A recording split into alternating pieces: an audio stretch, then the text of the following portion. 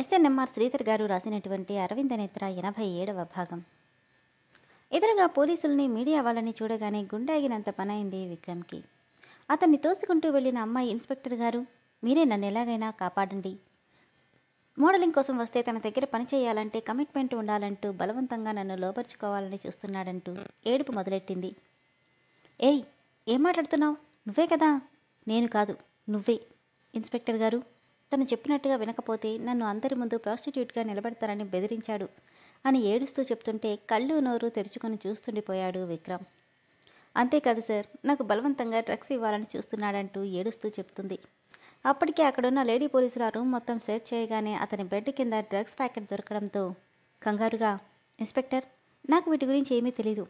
అదేంటో మేము తెలిసేలా చేస్తాం, పదరా అంటూ విక్రమ్ని లాక్కెళ్తుంటే, నాకేం తెలీదు, ఇదంతా ఎవరో కావాలని చేస్తున్నారంటూ ఎంత చెప్తున్నా పోలీసులు వినకుండా అతన్ని తీసుకెళ్తున్నారు. సార్, మాది చాలా పరువుగల కుటుంబం. ఇండస్ట్రీ మీద ఇంట్రెస్ట్తో వస్తే ఇలా అయ్యింది. ఇప్పుడు నేను పోలీస్ స్టేషన్కి వస్తే నా పరువు పోతుంది. మా వాళ్ళంతా ఆత్మహత్య చేసుకుంటారు. దయచేసి నన్ను వదిలేయండి. ఎవరికీ కనిపించకుండా ఊరెళ్ళిపోతానంటూ దీనంగా బతిమాలుతున్న అమ్మాయిని చూసి లేడీ పోలీసులు కూడా జాలిపడి పక్కకు తప్పించి విక్రమ్ని అరెస్ట్ చేయడంతో సైలెంట్గా అక్కడి నుండి తప్పించుకొని బయటపడిన అమ్మాయి అరవింద్ తన కారులో అక్కడి నుండి దూరంగా తీసుకొచ్చేశాడు. విక్రమ్ని బయటకు తీసుకురాగానే రెస్టారెంట్ పేరుతో అమ్మాయిలు డ్రగ్స్ని సరఫరా చేస్తున్న ఫేమస్ ఫ్యాషన్ డిజైనర్ ప్రకాష్ గారి అబ్బాయి విక్రమ్ అంటూ వాళ్ళకి నచ్చినట్టుగా మీడియా వాళ్ళు స్క్రోలింగ్ అప్డేట్స్ ఇస్తున్నారు. సార్, ఇప్పుడు నా పరిస్థితి ఏంటి? మీరేదో పెద్ద సెలబ్రిటీ కదా అని మీరు చెప్పినట్టు చేశాను. ఇప్పుడు అతను నా మీద పగబడితే ఆ ఛాన్స్ నేను ఇవ్వనులే. ఫారెన్ వెళ్ళే ఆఫర్ వస్తే వెళ్తావా? షాక్గా, ఏంటి? నీకు ఇంట్రెస్ట్ ఉంటే రికమెండ్ చేస్తాను. ఇక్కడ నుండి దూరంగా వెళ్ళిపోవచ్చు. కెరియర్, లైఫ్ రెండూ బాగుంటాయి. మోర్ ఓవర్ కమిట్మెంట్లు ఉండవు అనడంతో, మా ఫ్యామిలీ చాలా ఇబ్బందుల్లో ఉంది సార్, అందుకే ఈ ఫీల్డ్కి వచ్చాను. అయితే అక్కడికి వెళ్ళు. ఒక 10 డేస్లో పాస్పోర్ట్ వీసా రెడీ అయిపోగానే మా వాళ్ళే నిన్ను ఫారెన్ పంపిస్తారు. Thank you sir, thank you so much. And వాళ్ళకి నీ డీటెయిల్స్ ఏమీ ఇవ్వలేదు కదా? నో సార్, ఇంకా ఇవ్వలేదు. గుడ్. లైఫ్లో వాడితో కాంటాక్ట్లో ఉండకు. వాడిని ఇంత రచ్చ చేసిన నిన్ను వాడంత ఈజీగా వదలడు. ఓకే సార్ అనడంతో తనని తన రూమ్ దగ్గర డ్రాప్ చేసి విజిటింగ్ కార్డు ఇచ్చి, ఏదైనా ఎమర్జెన్సీ అయితే కాల్ చేయి. రేపు మా వాళ్ళు నిన్ను మీట్ అయి పాస్పోర్ట్స్ ఆఫీస్కి తీసుకెళ్తారు. ఇక్కడున్నన్ని రోజులు నువ్వు మాత్రం బయటికి రాకు అని చెప్పి అక్కడి నుండి వెళ్ళిపోయాడు అరవింద్. అరవింద్ ఇంటికి వచ్చేసరికి బెడ్ మీద దిగాలుగా కూర్చొనింది నేత్ర. లేచావా? ఎలా ఉంది ఇప్పుడు? కనిపిస్తుందిగా, ఇంకా చావలేదు. సైడ్కి నవ్వి, అంత అవసరం కూడా ఇప్పుడు లేదులే. మొన్నటిదాకా ఇంట్లో బంధించావు, ఇప్పుడు రూమ్లో బంధిస్తున్నావా? లేదు, నిన్నెవరైనా చూస్తే నువ్వేం చేసావో తెలుస్తుందని ఇలా రూమ్ లాక్ చేసుకుని వెళ్ళావు, అంతేనా? ఏమాత్రం తొనక్కుండా, అవును. చుట్టూ ఉన్న వాళ్ళకి నువ్వేం చేసావో దాచగలవు, కానీ నా మనసాక్షి నుండి నిన్ను నువ్వు దాచుకోలేవు అని కన్నీళ్లతో అంటుంటే తన కోట్ తీసి ఆమె ముందు మోకాళ్ళ మీద కూర్చొని, నీ మనసాక్షి నుండి కాదు, నా మనస్సాక్షి నుండి కూడా నేను దూరంగా వెళ్ళాలనుకోవట్లేదు నేత్ర. దీనికి నువ్వే పనిష్మెంట్ ఇచ్చినా అనుభవించడానికి రెడీగా ఉన్నాను అంటూ ఆమె చేతిని పట్టుకోపోతే తనకు ఆ ఛాన్స్ ఇవ్వకుండా దూరంగా జరిగి కూర్చొని, అయితే నన్ను ఇంట్లో నుండి పంపించి, నీతో కలిసి ఉండడం నాకు ఇష్టం లేదు. నా మనసుతోనే కాదు, నా శరీరంతో కూడా నీ ఇష్టానికి ఆడుకుంటున్నావు. నాకు నిన్ను చూడడం కూడా ఇష్టం లేదంటూ ఏడుస్తోంది. ఆమె గడ్డం పట్టి పైకెత్తి, ఏది?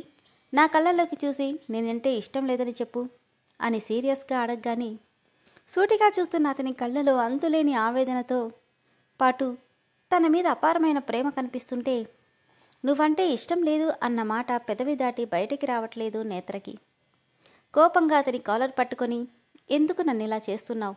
చెప్తున్నాను కదా, నువ్వంటే ఇష్టం లేదని. నా మీద నీకెందుకింత పగ?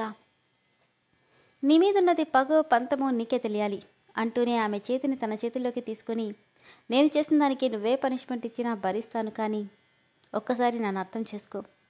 నీ నెంబర్ దగ్గర ఇంతలా దిగొచ్చింది లేదు, అండ్ నేనెవరిని ఇంతలా బతిమాలింది కూడా లేదు. ఎవరికైనా ఆర్డర్ వేయడమే తప్ప ప్లీజ్ అంటూ బతిమాలింది కేవలం నిన్ను మాత్రమే.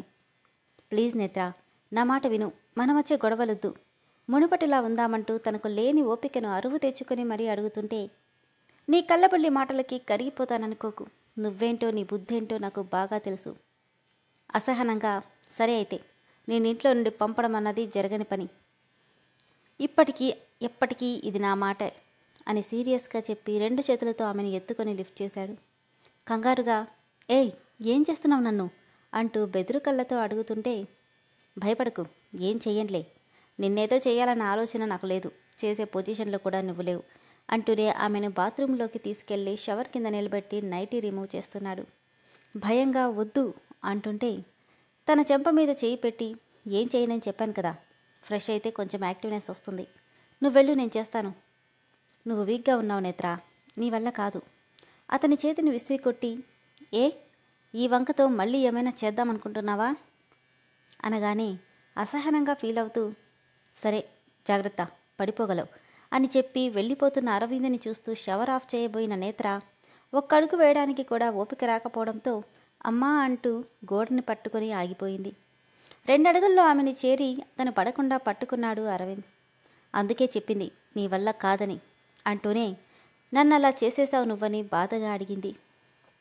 తన కన్నీళ్లను చూస్తూ, అందుకే నిన్ను మళ్ళీ మామూలుగా మార్చేది కూడా నేనే అంటూ తన కోసం చూడకుండా చొరవగా తనే నైటీ రిమూవ్ చేశాడు. వద్దన్నట్టు 2 చేతులతో నైటీని గట్టిగా పట్టుకుంది నేత్ర.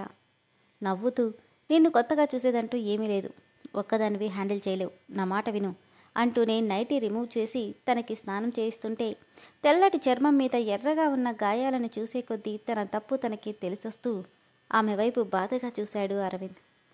వేడినీళ్లు గాయాలపై పడి రేపుతున్న మంటకి కళ్ళల్లో కరుగుతున్న కన్నీళ్లు షవర్ నీళ్లలో కలిసిపోతుంటే తనెంత బాధను ఓర్చుకుంటుందో అర్థమై గట్టిగా ఆమెను హక్ చేసుకున్నాడు. తన కన్నీళ్లు బయటికి రానివ్వకుండా ఆమె మెడవంపులో ముద్దు పెట్టి షవర్ ఆఫ్ చేసి ఆమె చుట్టూ టవల్ కప్పి 2 చేతులతో లిఫ్ట్ చేసి బెడ్ మీద దించాడు.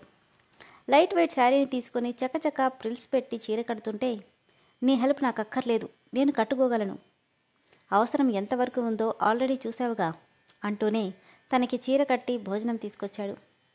ఎందుకు వద్దన్నవన్నీ చేస్తున్నావు, ఇలాంటివన్నీ నీకు నచ్చవు కదా, నువ్వెలా చేసినా ఏం చేసినా భరిస్తూ ఉండాలి అంతేగా, అందుకేగా ఇంతలా బాధ పెట్టావు, ఇంకా ఎందుకు ఇవన్నీ, చెప్పానుగా నేనేం చేసినా భరించాలని, అలానే ఇది కూడా భరించు అంటూనే తనని పట్టించుకుంటకుండా వద్దంటున్నా తనకి భోజనం తినిపించి మెడిసిన్స్ కూడా వేసి తను ఫ్రెష్ అవ్వడానికి వెళ్ళిపోయాడు. తను వచ్చేసరికి బెడ్ మీద ముడుచుకొని మత్తుగా నిద్రపోతున్న నేత్రని చూసి భారంగా నిట్టూర్చి తన పక్కనే కూర్చున్నాడు.